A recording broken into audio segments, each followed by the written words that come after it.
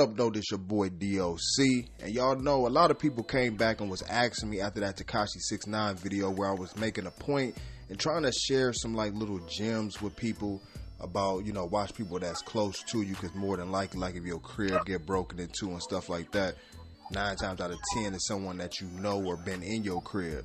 You know what I mean? And I was giving an example when I stayed down in Alabama and was living in this city called Huntsville. This dude that I ended up, you know, we was roommates at one point in time and met him from school, and a lot of people wanted me to continue with that story because the guy ended up shooting his mom 3 times, and you know, and I left it like that, so people was asking. So I'm gonna go ahead, you know, I got my homeboy on the line, Jay, you know what I'm saying, he from Detroit too, but we both went down there to Alabama A&M, you know what I mean? So before I even start the story, let me just ask you this. When we was down there doing, and keep in mind, you know what I'm saying, we pretty much talking about stuff that's over 7 years old, early 2000s, so it ain't talking about nothing recent. You know, we ain't got to really give out no government names and nothing like that. But like, what was from what we was down there getting into, what would you say like your experience of dealing with cats from Huntsville or like Alabama cats from around there?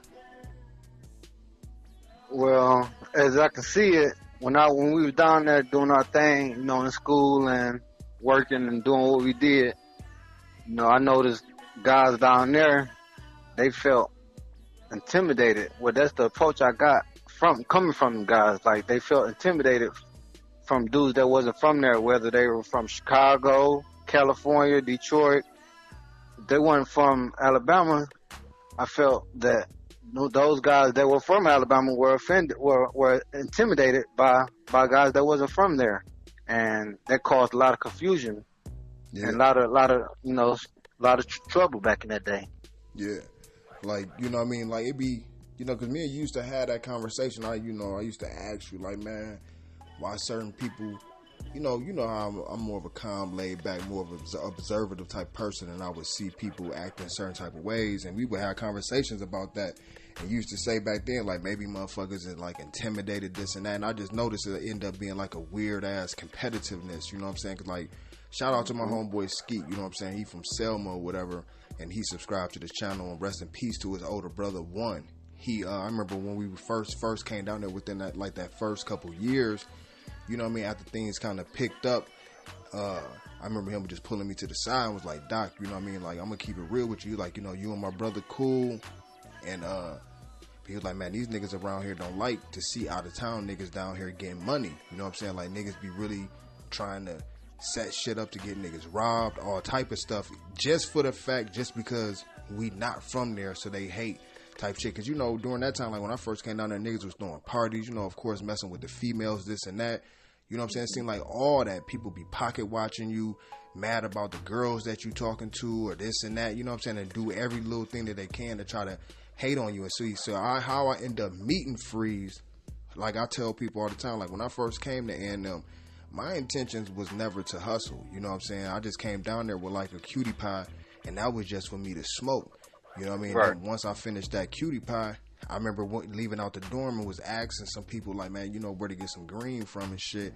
And that's how I met Freeze, because I ended up buying a dub, but this nigga gave me like 4 grams, but it was some dirt.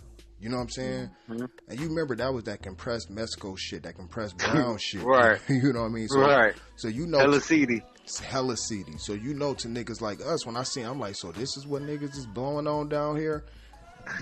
Bell went off of my head. You know what I'm saying? Like, as soon as I had the opportunity to hit the G-Heezy, the Greyhound back to the crib, went right back to the crib. And you know what I'm saying? Then basically I said that was just the beginning of that shit. But it's crazy because Freeze ended up being around, even though throughout that time we seen, or was seeing, because you know, like Detroit for like the first 2-3 years, or even 4 years, was the highest populated city of students going to A&M outside of Alabama people. So we was hella deep, you know what I'm saying? Not to say that all of us mess with each other, but we pretty much were all cool coming from the same area. So like we used to beef with Montgomery, beef with Birmingham, this and that, just because of what city you from, you know what I mean? Type bullshit.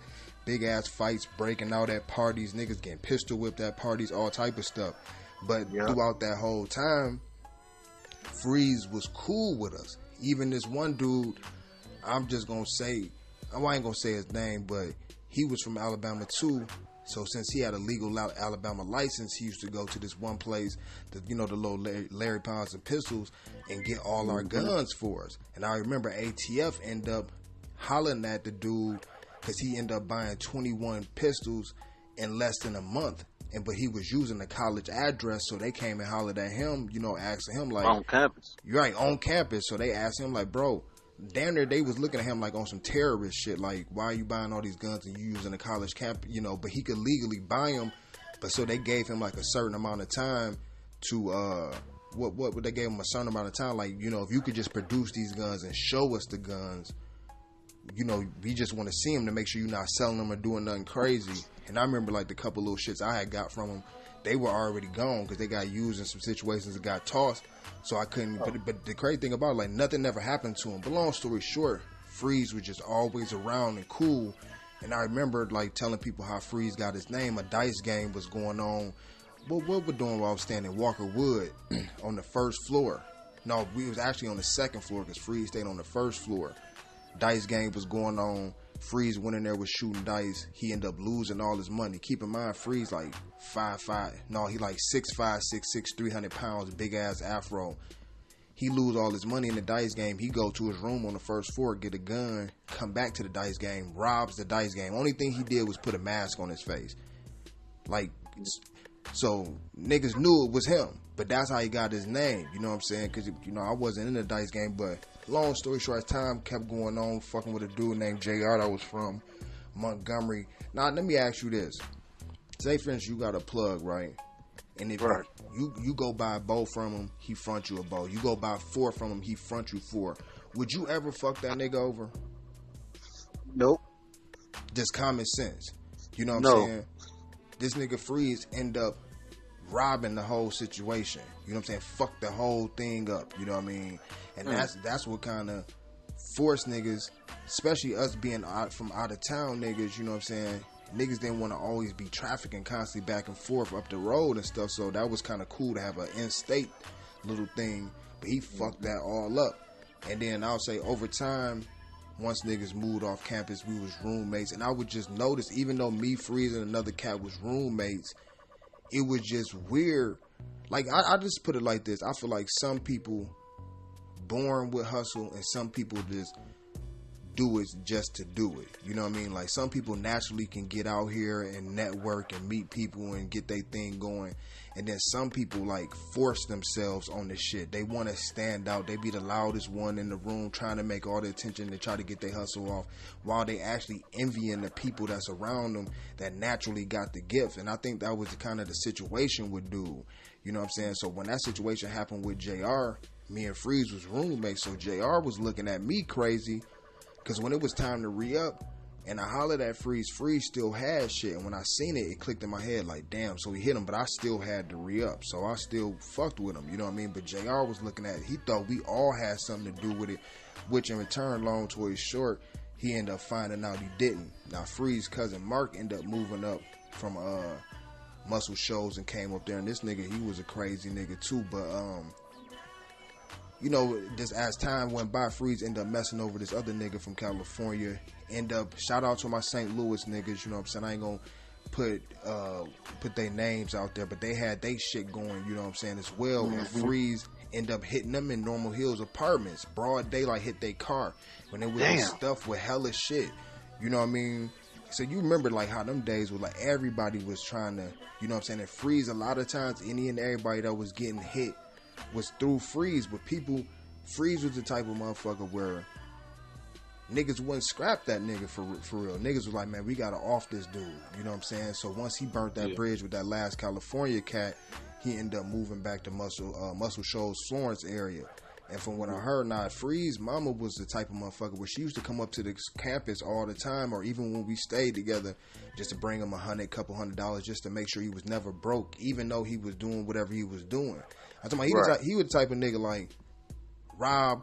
And one of the dudes, he subscribed to my channel, and he watched some of my videos, so I ain't gonna put his name out there. But him and Freeze were staying together.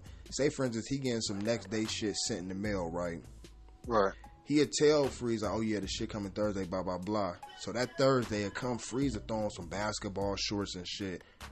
and act like he about to go hoop soon as FedEx pulling up, and go outside and sign for it and just take his stuff. Then Danner come back home that night and smoke big fat ass baseball bats with everybody. And it just was crazy. Like, okay, so he was like the real life living Debo, but no one would really do nothing. And I ain't, so when he left and moved to Muscle Shoals, they say he got put on, he got on pills and shit real bad, and he asked his mom for some money and she wouldn't give it to him because she didn't want him to use it on that. This nigga grabbed his gun and shot his mom 3 times, but she lived. You know what I mean? But they arrested him, and he ended up getting life.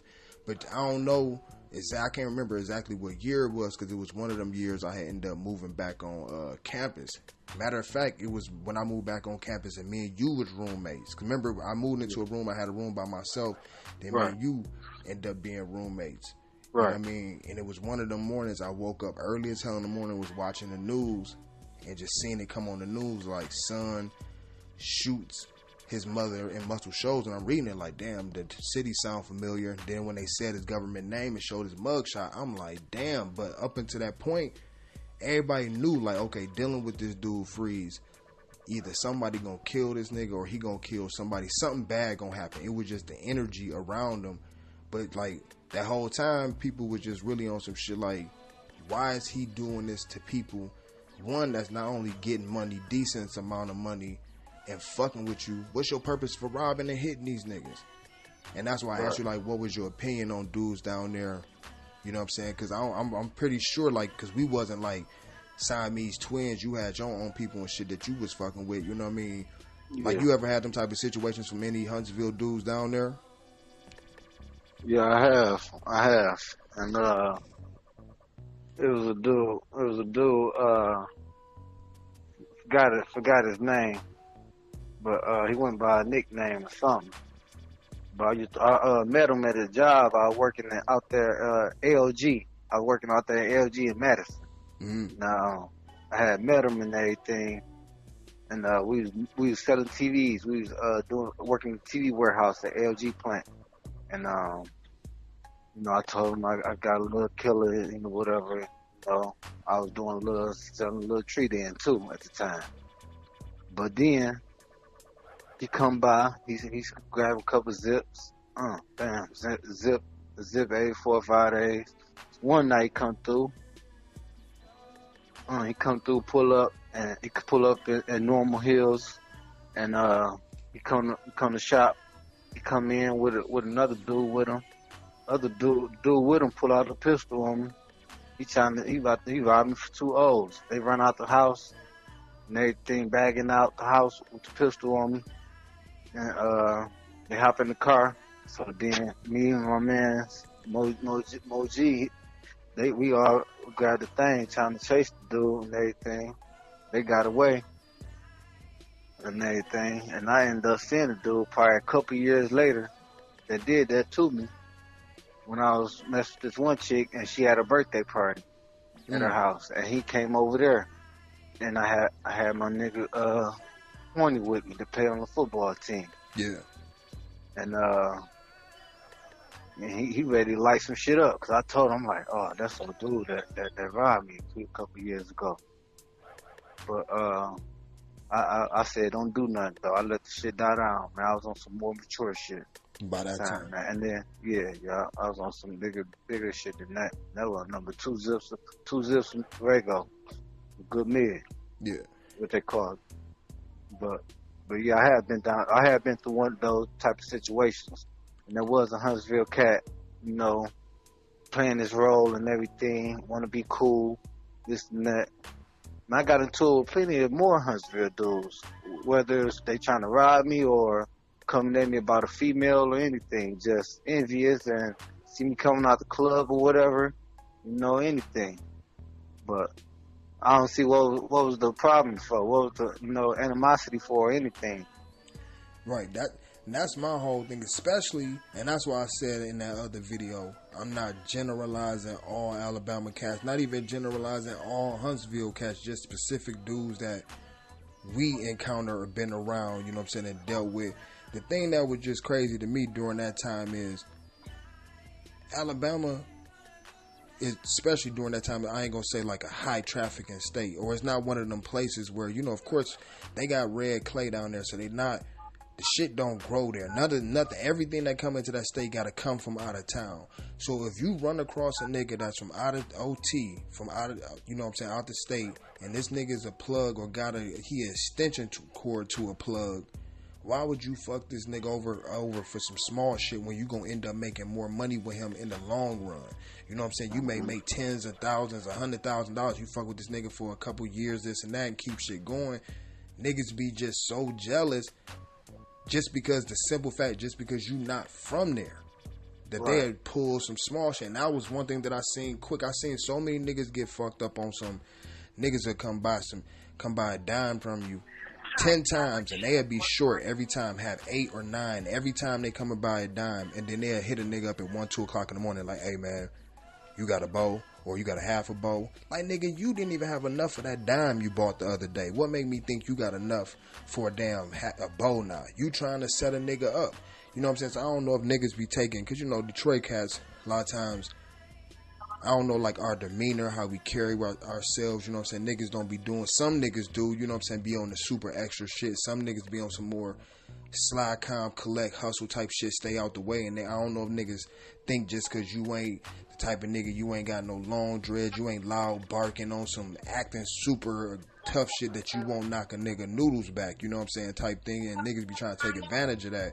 And that's why just the whole moral of this whole situation for people, like, I don't encourage or condone people to get in the game unless it's out of an act of necessity and stuff like that. Like, you just have to do it. Because, like, I always reference Endo sometimes, you know what I'm saying, in some of my videos, dude from Sacramento. And I remember the only reason why he even dropped out and went back home and got on was because he was trying to get a job. He was trying to get a job at that motherfucking McDonald's over there on Whitesburg. Yeah. And they wouldn't give him a job. You know what I'm saying? He wanted to work. He wanted to work. Yeah, he was trying to work. He was trying to work a legal job, and nowhere down there, I don't know if it was racism or what, they would not hire him. And it put him in the position to have to go back to Cali and get shit going from back and forth. Right. You know what I'm saying? And that'd be from the 100 racks to the tree. For real. Like, seriously. And that'd be the thing that sometimes people don't be understanding when they look at people that be in the streets. They be thinking sometimes it's just people making these choices purposely. That's why I ain't gonna say I don't respect people that do it just because. But I be seeing people, you know, that be in the game, but they don't be having no other choice because the opportunities around them is real slim, or people not giving them a chance to work or do this, or they may have made a mistake and got something on their record and now nobody want to fuck with them. Like, you force people to have to go back to the game, and that's a part of the reason why, you know, it's both of us or whoever, you know how niggas used to get in. The reason why I left the game, because I'm like, there's no more morals in the principle, and it's been fucked up. But it seemed like overnight around 06, 07 to me, it seemed like that's when just everything went out the window. It's cute to finesse. It's like, it's just cute. Like, you can go buy a bow from a nigga, he gonna give you 15 instead of 16 just cause he feel like he gotta get over, or he not a real nigga if he not getting over. You know what I'm saying? And then when niggas be getting their head bust, people be wondering like, okay, why is this dude on this? Why someone light up my crib, this and that? Cause of these little bitty games that you playing. You know, people don't understand, like, regardless if it's legal or illegal, it's rules and regulations to whatever you're doing. And a good business lasts longer than bad business, but a lot of people don't mind just burning every bridge that they have out here to make it. You know what I'm saying? They'll get you over, you know what I'm saying? They'll get you over, try to get you over $200, where if they would mess with you and then made $20,000. But then the people that end up having the last laugh, cause like you say, you end up seeing them dudes later on down the line, and you don't even be really wanting to bust their head because you got something bigger and better going on, while they still out here trying to get motherfuckers for a couple zips. You know what I mean? Right. So that shit be crazy. Like, I really didn't want to tap into this story about Freeze and him shooting his mom and all that stuff, because it's sad. I'm glad that his mama lived at the end of the day, but it was like karma. The universe set up a situation to get him off the streets, because the nigga but the thing about it, he was on Prozac and didn't take his medication. So imagine a dude that's on Prozac. Yeah, he bipolar. Yeah, he bipolar, and he not taking his medicine, and he drinking and smoking. You know how, nigga, I'm talking about we rearranged Huntsville, where To the point where how they used to sit their liquor out, it ain't like that in them liquor stores like that no more. From going up in them liquor Oh, it stores. ain't. No, you know what I'm saying? They started changing all that shit. Niggas running up in them stores grabbing them, you know what I'm saying, getting them bottles. They like, nah, hell no. But you say niggas is fucking what you know what I'm saying? He bipolar, supposed to be taking Prozac. He not taking his medicine, and he drinking and smoking every night. That's throwing off the chemical balance in his mind even more. So like the more I really want people to get this, you know, regardless of a person working a 9 to 5 or in the streets, just pay attention to people's character. A lot of times people will show you exactly who they are within the first couple times meeting them, but sometimes we be clouding our judgment of paying attention to who's shady because we, you know what I'm saying, drinking and smoking with them. Like sometimes it'd be good to just be sober around a new person just to see what type of time they really on, to know like, oh no, you know what I'm saying? Because a lot of times you will run into a nigga and he'll act just like another shady nigga that you know from another city, another state, and we just by overlooking into the nigga.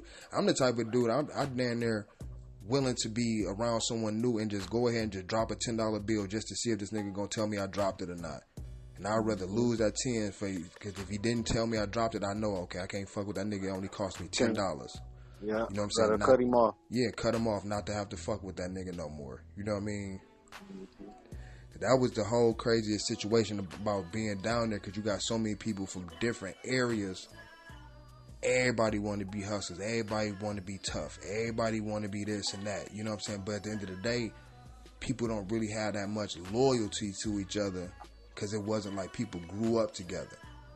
Right. So people was quick to turn on people. And then you in a city with 30, 40 murders a year. There ain't no real repercussions to niggas that's, you know, snitching, or niggas that's ratting and all that. Niggas was, you know, may fuck around and be worshiping the nigga that's ratting and telling out there. Shit. Right. Yeah.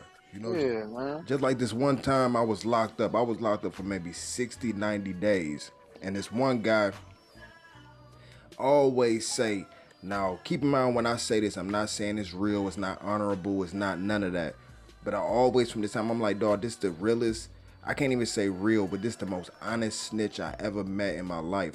I'm locked up for like 60, 90 days down there, waiting on the court date to come up. Dude come into the pod in the jail cell. As soon as he walk in, you just start hearing a lot of whispers and stuff. When I was up in jail, you know, I'll play chess and play spades and stuff with the old heads up in there. My thing is I don't be locked up kicking it with the younger dudes. The younger dudes got something to prove. They want to fight, be tough, be hard, do all the barking and stuff like that. I was young then, but I always been an old soul. So I'll go in there and play chess, get some game from them.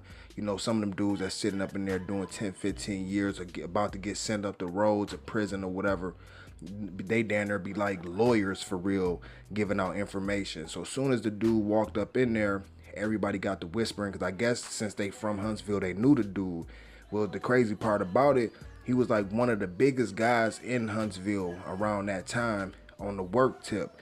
But the thing about it, he was a snitch. And the crazy thing about it, everybody knew he was a snitch, but everybody in that city still did business with dude. So I remember within 10, 15 minutes, you know, he came and sat down at a table next to us, and it was around time we were supposed to start eating or whatever. They was going to come pass out the trays. And he just broke out and just told the story like, hey, you know, a lot of people be calling me a snitch and stuff like that. Like, yeah, it's these one group of dudes. I can't remember the name of the projects down there in Huntsville off of Governor's Drive. I can't remember the name of it right now. But you know what I'm saying? It was some dudes from over there that he said them dudes tell on him all the time. Like if they raid one of their cribs up in that project, they would tell on him. Or they'll buy work from him, they'll get pinched by the police, they would tell on him. So he was like, yeah, them dudes be telling on me. So every time I get messed up, I tell back on them to get out of my stuff. And like, I don't honor it, but it was just crazy. This was the first time ever in my life, for real, just hearing a dude that was a snitch just fully admit it. And he just broke it all the way down where he was coming back from Texas with like 200 bowls or something like that. That end up getting jammed up while he was still in Texas. People know Texas big as hell, but he was coming back to Alabama. And you know, he got arrested there, but then he ended up getting extradited back to Alabama. That's why when I was talking about the situation with Tekashi 6ix9ine being caught up in New York and was supposed to go down to Texas and the extraditing process and all that, I was like, most of the time they're not gonna come pick you up and bring you back unless it's for something major or big. A lot of times I'm just keeping it real and I'm saying this humbly, even though I'm speaking about things that's not positive. I only pick certain stories for a certain reason for me to give my perspective on it. Because if I pick that story 9 times out of 10 or 10 times out of 10, I've been in that situation myself personally or know someone next to me that went through that situation personally. I don't pick these stories just to talk about them, just to talk about them. I feel like that's almost leading people in the wrong direction, to be picking stories and to be talking about it and giving your opinion or perspective on something that you don't know nothing about, because you got a lot of people out here that's followers and they think because you got a large platform, or if your platform do a lot of numbers and they listening to you and you don't know nothing about it, you could be misleading people and sending people down the wrong path. A lot of people out here, they don't understand their perspective, and their message actually will send people directly to jail or to the grave. But he ended up getting extradited back to Huntsville, and when he got extradited, that's when he came into the pod that we was in. He ended up talking about how he, was snitching on the dudes that basically told on him. And the crazy part about this, by ear hustling up in there, he was talking about this particular attorney that he had, and he was like, man, this dude be beating up hella cases. And he just ended up saying the attorney name. And luckily, like he did, because no charge I've ever had in my life never been related to drugs. I never got pinched or messed up dealing with drugs. And I knock on wood, but I'm not in that life no more, so I don't have to worry about that. But during that time, which is this early 2000s, well past 7 years ago,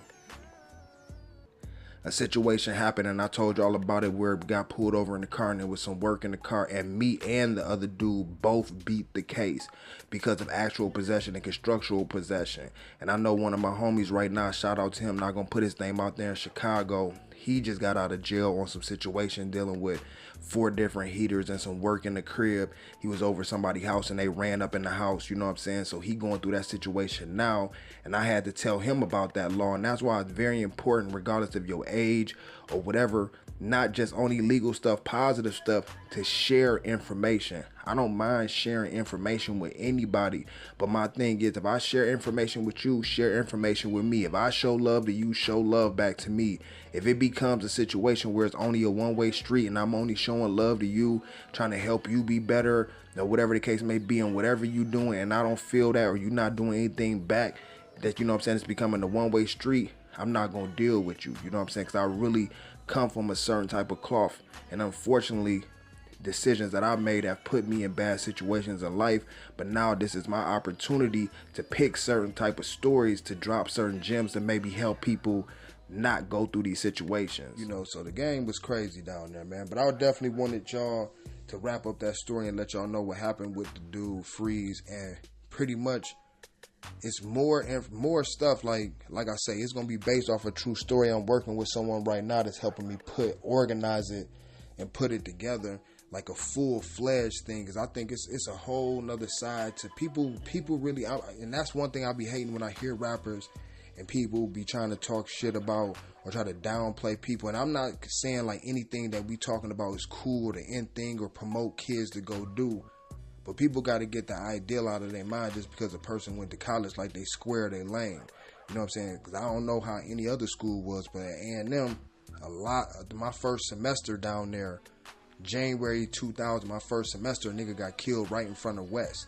And that's what made my antennas go up, like, okay, I gotta still be on my P's and Q's like I'm at home. You know what I mean?